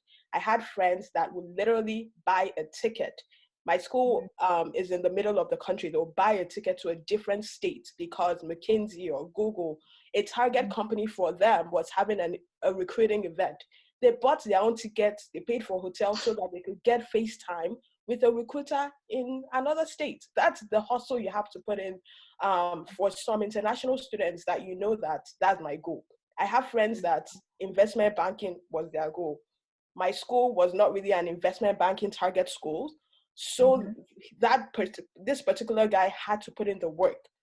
And the work included many flights to New York, because if you want to work in finance, New York is the place to be. Many flights to New York. Today, he's pursuing his dreams, and I'm so happy for him that it worked out. But I'm just trying to say that there's a hustle that you have to do to get in front of the right person. It's not necessarily just applying online and waiting for some miraculous HR person to reach out back to you. It doesn't really work that way. It's getting that FaceTime that will open doors, in my own experience. Thank you. I think that's something that a lot of us we're not really prepared for. The fact that we're international students in the US, first of all, we're already somewhat at a disadvantage because, there's the whole immigration sentiments, and, a lot of companies, they might not want to hire you because of the stress that comes with hiring an international student. So you have to do extra work, and we're not always prepared for that. So like you guys said, you need to be willing to identify those professional organizations, join them, go for their career fairs, because not all these companies will come to your school. So go, if you have a target company or target industry you want to work in, go and look for them. They're not coming to find you because you can't rely on the online systems. Your application will sit there. You need to be able to go find them, talk to them, and sell your case or sell your story, essentially. And it goes back to telling your story well, because while you're looking for a job, you need to be able to connect with the recruiters and say, this is who I am, this is what I bring to the table, this is why you should hire me. So it's not enough to just say I'm an MBA from this school, I'm from Nigeria. No, you need to communicate your value. So you're constantly communicating your value, whether it's to get admission or whether it's to get a job. You're constantly communicating what you're worth and communicating your value. Another thing that Ngozi said was perseverance. That's very key, because in this job search, you will get many rejections. A lot of them sometimes from your dream companies. Like, this is a place I always wanted to work and they rejected me. Why? But you have to keep pushing, because when you think about the fact that my family and friends are looking at, they're waiting for me back home. Like, I've spent all this money, I've come this far. Like Dimeji said, you cannot afford to not get that job. So you have to be very, very, very, very persevering. And I think from Nigeria, a lot of us were naturally hustlers just because of where we come from. So apply that hustling spirit unless it gets you to where you want to go. So I'll ask one more question on this one and say yes or no question from each of you. So with your experience, would you consider the MBA to be, do you think the return on investment is worth it? Was it worth it for you? And yes or no for each 100%. Of you? Yeah. Yes. Yeah. I mean, you got full scholarship, that's why. No, but 2 years. 2 years. That's an investment. So yes, it was worth it. It's not only financial investments, like time investment, efforts. Yeah. You're leaving your home country. I mean, I think that one is investment. That one is not a fact of Matilda. Then there's something I wanted to add though. Something I wanted to add. So when it comes to job search in the US, so you guys have spoken about like networking and all of that, which is very, very good, very fantastic. But what a lot of people do not always highlight is the urgency and timeliness. So most of the big companies, the thing is, you see a lot of Nigerians, a lot of international students, they get jobs in big companies. They'll be like, oh, really? Is it that easy? It's not easy. But it's just that it's only the big companies that take international students. So it's a hit or a miss. You have to target them. That's how it goes, right? And most of these companies have like their recruitment period. So for example, last year, Microsoft internship came out and full-time offers. I think it came out July 11 or July 12th, right? The people that I coached and I asked to apply within that day, like they got interviews. And to be honest, they did not even network. However, somebody is calling me in November when the application has been open for 5 months. Think about it. The recruiters are human beings like you. If you apply early enough, you get a chance. Your resume gets to be on top. If you apply in November, you have to do so much hard work. But what happens is, because the role came out in July, most people were still trying to struggle to even settle in the MBA program, and they didn't even have their resume and all of that ready. So you need to know that, okay, even if you are starting in July, you need to have started working on your resume since May, June. You're not going to wait to land in the school before you start the work, because it's going to end up being too late. Then secondly, preparedness. Nigerians, international students do not like to prepare. Let me give you one scenario. So international students, they start applying to jobs. Oh, domestic students are getting jobs. They don't get jobs. Then they not get discouraged. That period that you're applying that you don't get, that is the time you're supposed to prepare for your interview. That is the time you're supposed to craft all your stories. That's the time you're supposed to read all your finance case books and your marketing case books.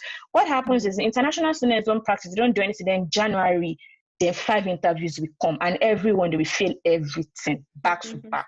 And that's what always happens. You don't want that to happen to you. So in as much as you are networking, in as much as you're applying to roles, you have to prepare. Like you are smart, yeah, but you're not the smartest person in the entire world. And there are a lot of people that are smarter than you. You just have to be able to prove to yourself that you are smart. So what is this company looking out for? How do this company want people to talk? Your finance cases, your marketing cases, your strategy cases, have you studied them? Have you practiced it? Do you know the format? You're not just going to wait a day before your interview to do that. You're not going to get the job, because you're not going to get it, because somebody else has put in 3 months of practicing before you. And it doesn't just work like that. It's not miracle. It doesn't work like that. You put in the effort, you get the results. That's how it works. I think it's also important to note that getting a job is not that you just get a job. There are a lot of different steps. So you apply, you go through a phone screening for some companies. The HR will call you, just have like a basic conversation on your background, what you're looking for. Then there's round 1 interview, round 2 interview. Some companies will have round 3 interview. And all of those rounds, the pool is getting smaller and smaller and smaller, up until, they've taken a pool of like 500 candidates, and they're only recruiting 4 at the end of the day. So this is to tell you that Tommy's point, you have to be prepared. It's not just, I'm getting in front of people. You also have to do the work to make sure that you're able to scale through to the next round, which is, some people don't expect that level of intensity for some companies. Okay, so before we move on to the next segment, so someone just had a question for you guys. What is the salary range that post-MBAs typically gets? Just a range in US dollars. So I graduate from an MBA, what should I expect to command in the economy? Depends. Depends on what? It depends on. Just give like a range, and then the factors that it depends on, and then we'll just move on quickly to the next step. You can earn 50K. You can also earn 200K. From MBA, why would I go to MBA and earn 50K? But it happens. So you said range, right? From the lowest to the highest. The lowest can be like 25K. Good range, please. So okay, range is like 105. Average, not what. Well, like 105. So at least 100K and above, at least. Says who? Average. It depends on the industry. Let me tell you, it depends on the industry. People that will go into finance, you can say, okay, this thing. People that will go into consulting, but there's some people that are getting MBAs and they are doing non-profit management and they are earning 40K. So let's be realistic. It depends on the industry. Okay. If you go into tech, you command big money. That's how we should do it. I had domestic students in my class that started off, once they got a job, big companies, they started them at 75K. Yeah. Okay. Because, again, like I said, it depends, right? Your experience level, your negotiation skills, your, just general profile, the school you attended, what they are paying me is not the same thing as what they are paying a Harvard MBA in Microsoft. That's just the truth. Right. It depends on the role you land in within the company. It depends on the level you negotiate for. So all of those factors play a part. And usually schools will have on their website, if you go to the admissions page, they will have admission statistics. So they'll tell you in the previous graduating class, this is the reporting of earnings for our graduates, right? And then you can now see, University of Michigan, from here to here, and they break it down by industry. And it's very important to look at that, because some schools will command more than other schools. So just to set your expectations, you cannot go to one school and now be expecting Harvard money. Sorry, but do your research, you know. So yeah. It is what it is. Sorry, just to touch on that, I slightly disagree on the salary and school, right?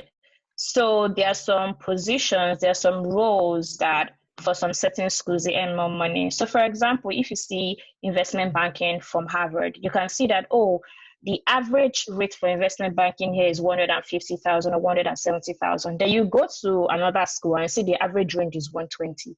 What you don't get is the entire information.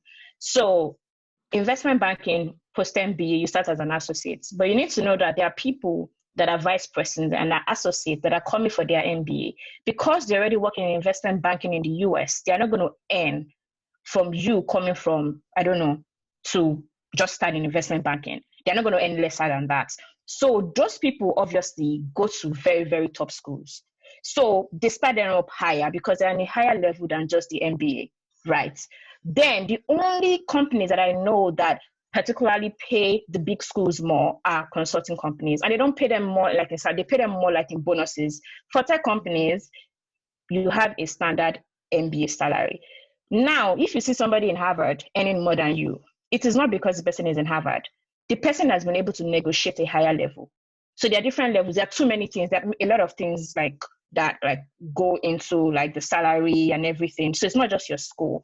A lot of like Amazon doesn't even rat us where you're from. Like they don't even care. It's either you take it or you don't take it, and that's the money they're going to give you, right?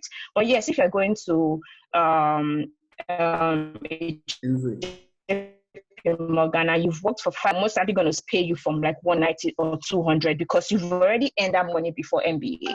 So you cannot just like when you see an amount of money, you don't just assume. There are a lot of things that go into like the person is different, the person's profile, the person's experience, and how the person is able to negotiate the person's salary also determines a lot.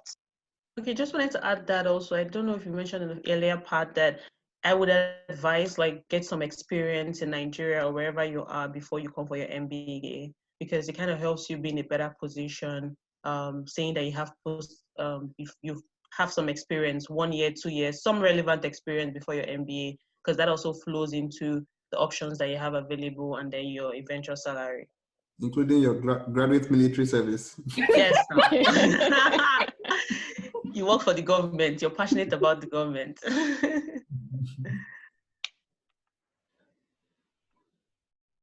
All right. Yewande, I think you're on mute. Yewande, you're on mute. I was on mute, right? I was just saying thank you all so much for sharing about your the job struggle, because that's where it really boils down to all of this experience, all this knowledge, all this money. Where's the job and how much am I getting? So I'll just pass it on to Moyo to just round us off. We're getting close to time and we want to take some questions also from the people on the call. Yeah. Before we go to the audience, one question about your MBA experience. So what mistakes did you make that you want other people to avoid? Let's not take too much time here. Just one mistake.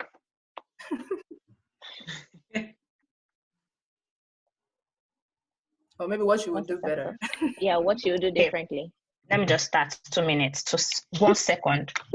So I would say that the mistake I made, which I made in my first year, and I tried to correct from the summer to my second year, is be not able to understand that interviewing in the US is different from interviewing in Nigeria. So averagely in Nigeria, when you want to interview, you try to learn a lot about the company, which is good, right?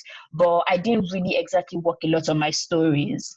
So because I didn't know that. And when I figured it out, I saw the difference in the offers I got, the interviews I got, because it's actually a different way of it's just like a different ball game entirely. And I could really see the difference between my first year and my second year. So I wish that I had somebody tell me that before starting the MBA program, so that I could actually have all of my stories there's a misconception that you need to have just 5 stories and you can tell those 5 stories in plenty ways. Don't do that. Like, have a different story for a different question, because that's the only way you can stand out. And I wish I had somebody tell me that before I started my MBA program. Okay. For me, I already said it. Petition, petition, petition. Ask for money. Don't get tired of asking for money. Yeah, I wish I asked for more money too. I think that's probably, yeah. I mean, I was also glad to get the admission in the first place, but I wish. I think I kind of enjoyed my MBA experience so much, but I think that one of the things I should have done better was also trying to determine my specialization, which was business analytics, played a key role for me. And I knew that coming to the US, it's not like Nigeria. There's a lot more advancement in technology and skill set here that is required, that I wish I had an idea of before I came. So I thought if I had a chance, I would have grown my analytical skills, software skills, knowledge of that technology industry, because the US is technology focused, even if you decide to do whatever you decide to do, even if you decide to be a bookkeeper or decide to be a teacher, there's just some level of technology exposure and enthusiasm that you need to have. So I thought that was something that could have helped. Awesome. Okay. All right. So we are going to open it up to the participants. If anybody has questions, just raise your hand so I can unmute you. Oh, Maya, why you've had your hands raised for a while, so I'm going to unmute you now.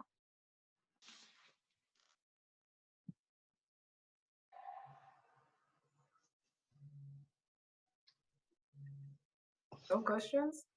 We answered all your questions, I guess. Sorry. One thing. I just wanted to add that I know that you guys will try to be connecting with the people on the panel after the session, and you'll be trying to be connecting on LinkedIn. It's fantastic. But when you connect, please try to leave a short message. So don't just click on connect. Go to send a personalized invite and say, oh, hi, Tomio, hi, Moyo. I attended the Naijatoamerica session today and I'd like to connect with you, because they will not know who you are if you just send the connection request, and they will not accept you. Yeah, that's a great tip, even in general. If you're connecting with someone for the first time on LinkedIn, you've not met them before, even if you've met them before, reiterate the story so they can, connect who you are to where they met you. Maya, while you're on mute, you're able to talk now. Are you there? Yes, I am. Hi. I think what I want to really know about is I've been hearing story about. Did you get that? No. I'm sorry, say that again. You were breaking up. Okay, I'm saying that a lot of people have been talking about story, like to tell your story, plan your story, be able to tell your story differently in different ways. What's the story? So I can answer that. That's I make bold to say that that's my that's one of my strengths, right? And that's how I landed most of my jobs, job offers. Let's put it that way. Basically, think about how you have interviews in Nigeria, right? You talk about what you did. So if you were a bank teller, you say that, you put on your resume position, you say, that you're a bank teller in a bank. You tell what a bank teller does from a functional standpoint, right? But think about sharing that experience for somebody who doesn't have any idea who a bank teller is, right? Tell that story and let that person see the value of what a bank teller does to them in their personal life, and how it goes beyond just giving money at the counter, right? Exchanging money at the counter for the customer. So you could say, for instance, that, and this is just very high level, you could say, for instance, that I help families, or I help individuals to maybe I ease the pain for individuals, right? In terms of the financial pains, I help them ease their financial pains. I make their journey seamless so look at that experience, not from the functional thing that you're doing, but connect to an emotional part of, of that experience, right? What does that thing really, really, really mean to that person? If somebody is able to walk into the bank, if somebody is really able to walk into the bank and cash their money quickly from you, what's the feeling that they get? Okay, what's the feeling that they get? So being able to connect to your work to a feeling, to an emotion, is what the storytelling is about. And in America, that plays a huge, huge part, especially because you're an international. Most of your experiences are not relatable, okay? So you need to, and stories are universal. Stories are universal. The moment you say story, somebody's ears are open, right? Because they want to, everybody likes stories. That's why we all watch movies. That's why we all, so being able to connect your experiences, your work experience, life experience to something someone can relate with is what storytelling is about. So that's why we use the word story. We are so used to it now that everybody's saying, craft your story, tell your story. Yeah, that's one of the things we had to also learn when we got here. Okay, so one minute, if you want to tell, sorry, Yewande, if you want to tell about like NYS experience, so I had an opportunity to serve the government. I spent some time in the camp learning about teamwork in my platoon, and we did a lot of exercises that helped me understand things from other people's perspective. And after that, I worked in a university or a secondary school where I taught young students on biology and whatever you taught them in school. And then also on Thursdays, we had time to work in the community. So I worked in the educational TDS group, or we control the traffic, but something that you did and how that changed the lives of the community where you are serving. So that's your contribution to your government. And it's important for you, when you left university, to spend 1 year giving back to the government for all the investment the government has made in your life. But just that's an example of how you can tell your NYC story in a way that you learn teamwork, learned how to adapt to different situations because you travel from your home country to another state that was far away. So like, those are the value adds that you're bringing out of your story that makes it sellable. Like he said, what's the value in every experience that you had, and how does that contribute to answering that question or adding value to your school or the company you want to work for? Well said. Thank you. Thank you. Chijoke, I think you were trying to say something earlier. The floor is yours.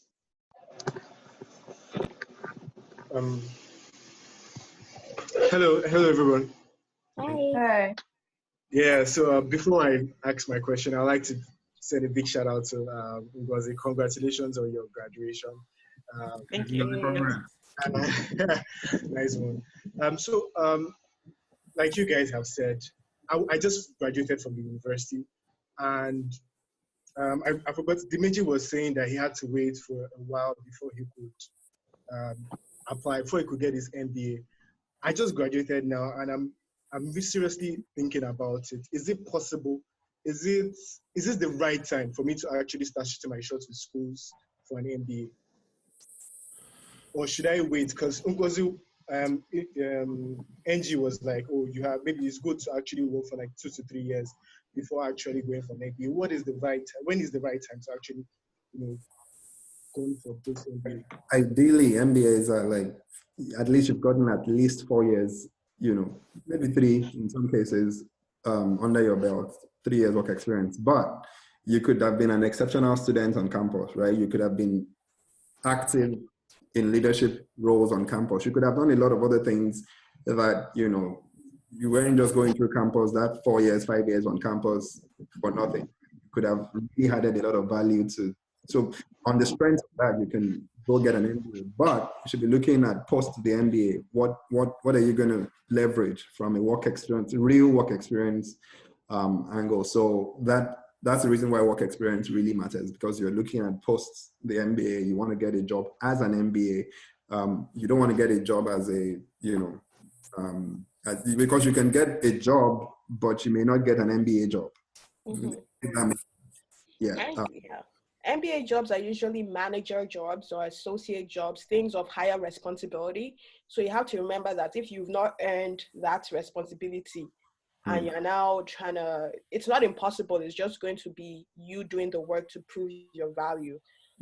So look at the things you have on your resume. If you think that there are things of value that you think you can manage people on, then I would say you can apply.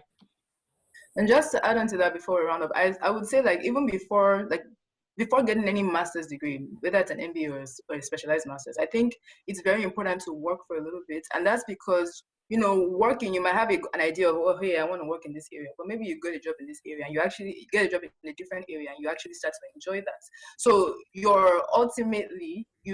where you end up is dependent on where you start from. So you could start a career in consulting and say, I really like consulting. And from that, you learn that, oh, I like technology. Maybe I want to, instead of an MBA might not be the best idea, and it might be better for me to go do a master's in computer science. Do you mind if I chip in? So for my own story is, I actually had like an internship with KPMG. Okay. As an undergraduate, and when I was done with school, I worked briefly with Deloitte and also went again back to KPMG. So I don't know if those work experiences can count as substantial work experiences. How many years have they been? Yeah. If I sum up all my work experiences, roughly about a year. So I did 4 months with KPMG as an undergraduate, did 2 months before going for my NYSC, did 2 months with Deloitte. If you would have 2 more years to that, Chijoke, you stand a very, very, very solid chance in an MBA program. And I was going to say that too. Like, if you work, especially because you worked at KPMG, you worked at Deloitte, you can leverage those companies, the names of those companies on your resume, and go back for full-time positions. And you stand a chance of getting into a very, very good program compared to your chances now. And I also think you appreciate the value of an MBA more when you have more experience, especially at this company. So personally, I would think, you stand a higher chance of being admitted to a good school when you have more experience, especially with these companies on your resume, because these are global companies. Yeah. Thank you. Great. Thank you very much, everyone, for joining us. We have come to the end of this session. A lot of people, thank you for being engaged. I would like to thank our panelists for taking the time out to even spend 2 hours with us talking about their experience and helping the future generation of Africans and Nigerians coming to pursue their MBA here in the US. With that being said, if you want to connect with us, once again, we're naijatoamerica. Our email address is comingtotheusa@gmail.com. And you can follow us on all our social media platforms. We're at naijatoamerica everywhere. And feel free to reach out to us with questions. If you would like to talk to the panelists, feel free to send us an email and we can forward your questions over to them. So thank you all very much for joining. And once again, my name is Moyo, and with us is Yewande. Have a great rest of your day. Bye, guys. Thank also, you. Look out for the recording on YouTube. It's going to be out probably later on today. Bye. Thank you. Bye. Bye. Thank you, Moyo. Thank you, Yewande.